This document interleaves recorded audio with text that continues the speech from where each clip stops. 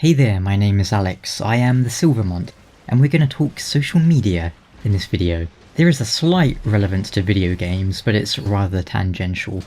This is just a topic I've been thinking about lately.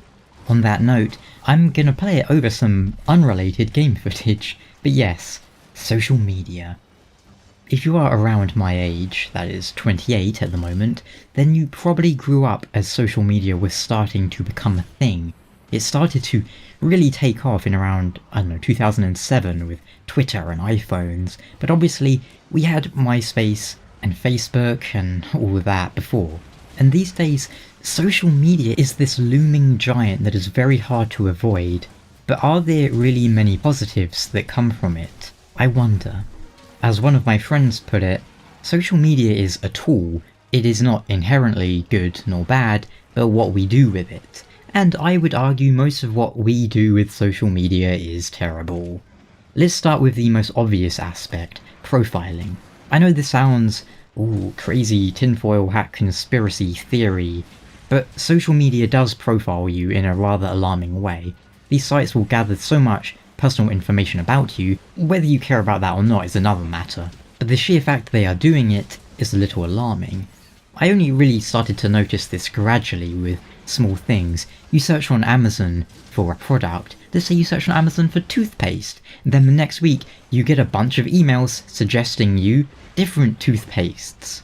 I once had a conversation in direct messages on Twitter about ASMR, because I get quite a lot of comments now and then saying, oh, you should do ASMR, and I'm like, what's ASMR? So one of my friends was telling me about it on Twitter, and then I started getting ASMR things popping up everywhere, even though I had never input it anywhere else beside that specific conversation. I had never searched for it, I had never written it on my computer or my phone, other than in that one conversation. I look at my phone one day and I see that it's automatically made albums about specific people, locations, or even cats, some of which weren't my cats but I had pictures of them, which sounds a bit weird when you put it that way, but I don't just walk around the neighbourhood taking pictures of cats, okay? I'm not that weird. Or then Facebook sends me a notification like, here's your automatic springtime gallery full of pictures of your ex because you totally want to see that. All this gathering, profiling, culling and identification is a little creepy, to be honest. To say nothing of the fact that many of these companies are probably selling this information onto other companies, even if they say, oh, we don't sell any identifiable information. They're selling something or other. Why are they doing it? Because it's useful information. But at the end of the day, that's not my biggest concern, it's just mildly creepy to me. But it's similar to how I can look at my YouTube analytics and see that roughly 5% of my audience are from this country, or that country, or which of my videos have the longest average view duration, stuff like that. To big companies, this sort of information is gold. They love it so much, they will use it to try and improve their business and make more money. In a very basic comparison, I can look at which of my videos have the most views and then try and replicate it. Is it a video on a certain topic? Was it the tone I used? Was it funny? Was it serious? Was it a controversial subject? And yes, I have unfortunately found that controversial subjects tend to make a lot of views. Like when I went, I don't really like Midir in Dark Souls 3. I'm just going to make a short, small video on it because I'm curious about what other people think. And then it got 2 trillion views. I mean, it didn't get that many, but it got way more views than I thought it would or should, because it wasn't really a high effort project. Then other times I spend 50 hours working on a video, but because it's not really a in-demand or controversial subject, it gets 200 views, But I digress. I can look at my videos and I can try and see trends there and replicate them. Or, I can make videos like this, which should probably again get 5 views, but it's an interesting subject to me. I don't give a damn. So, profiling, or however you want to put it, information gathering, is a slight worry, but it's whatever. I don't really care that much what companies know about me. The more worrying aspects of social media to me are the sheer negativity it generates, the vitriol, the hatred, the harassment. There is a word that gets thrown around a lot these days, toxic, which it gets overused, but I think if you go back to sort of the actual definition of the word toxic, I think it's quite an appropriate one. toxic really just means poisonous or infectious, and it sort of stems from the fact that if you were playing, say, a game, and one person is being rude, they're being a dick, they're just like spamming negativity, that will sort of infect into other people who will do it back at them. You're playing a game and someone says, oh, you're all retards because, you know, you got killed or whatever, and then someone else will go, no, you're the retard. That's where I believe the original definition of this specific use of toxic came from, and it's everywhere on social media. As much of a buzzword as toxic is, it is everywhere on social media. Like, if one person says something negative, then someone who disagrees is going to do it back to them, and then it just spreads, and it's terrible.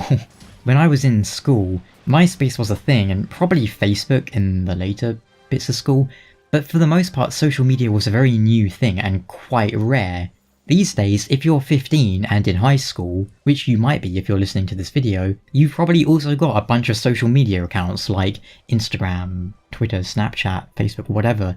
And an acquaintance of mine has a kid around that age, and I've heard how they get bullied at school, but then even out of school there's no escape because it's so easy to find their online presence thanks to social media.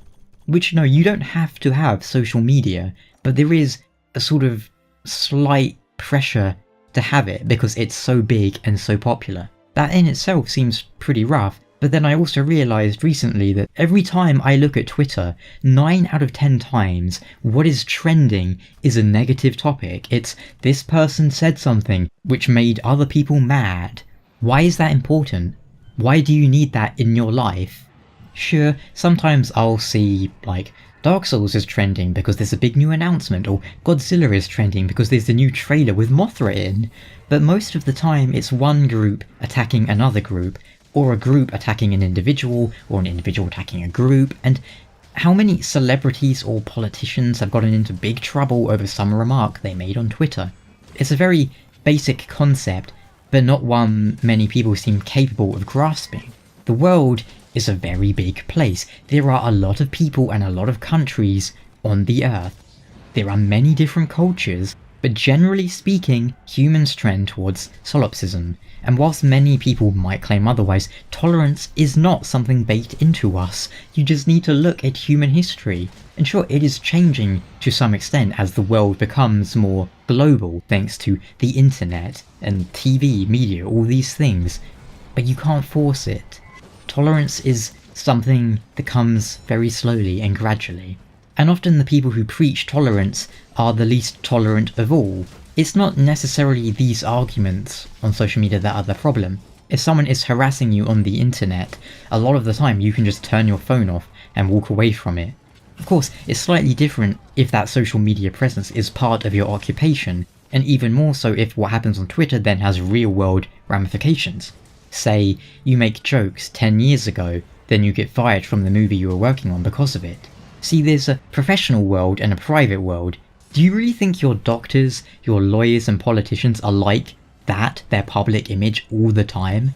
Of course not. Do you think they're at home, they hold themselves in the same way they do at work? They are humans just like you are. But what about Twitter? That blurs the line. Suddenly we are hearing from our more private personal thoughts of big actors or politicians or lawyers, doctors, people who in their professional lives need to have a professional image. But then with Twitter, you know, it blurs the line, and when someone disagrees with that, we get a big commotion. And at the end of the day, what good has come from social media? I'm sure there is some. Feel free to let me know down in the comments, or you can email me if you'd rather do it in a more private manner. I struggle to see the good that has come from it myself, which I suppose begs the question, what is the point of this video? I'm not saying you should delete your Twitter account or your Facebook account. I suppose I don't really have a specific point to convey. Rather, it is a topic I find interesting, so I wanted to start a conversation, to be continued down in the comments below. Is it ironic that I'm doing this through social media? Maybe. How about the irony in that I'm gonna punch you in the small of the back until you follow me on every single form of social media there is? Or, well, you should follow me on Twitter if you want notifications of when videos come from. When videos come from? I mean, they come from the imagination. But no, if you want notifications of when videos go up, not if you want to argue with me using like 2 words, because That's another really stupid thing about Twitter, okay? Like, I know they recently increased the character limit, but you can't have a meaningful conversation when you have to limit yourself to like 120 characters or whatever. I also have an Instagram, where I post stupid pictures and videos of the foxes that walk around my garden, and various Dark Souls related things. But I guess if I had some sort of advice to give on the topic, it would be consider limiting your social media presence. If you're spending hours and hours a day using it, try and cut that back a bit. Humans are social creatures, yes, but spend your time with your friends. You don't want to be that person who's at dinner or hanging out with someone and looking at their phone the whole time, because they have to argue with people on the internet or obsessively refresh their Facebook feeds to see if anything interesting happened, when something interesting is happening right there in that physical space. Social media should be a tool to help us connect with friends and family, not a replacement. I suppose just keep it in mind. The internet can be a wonderful thing that opens up so many possibilities and avenues, but it's also very easy to get dragged into a realm of negativity that you probably don't need in your life. And there is a difference between cutting out negative aspects of your life and ignoring problems. Of course, it's up to you to figure out what problems need solving, and what things are just better off left well alone. Once again, let me know what you think down in the comments.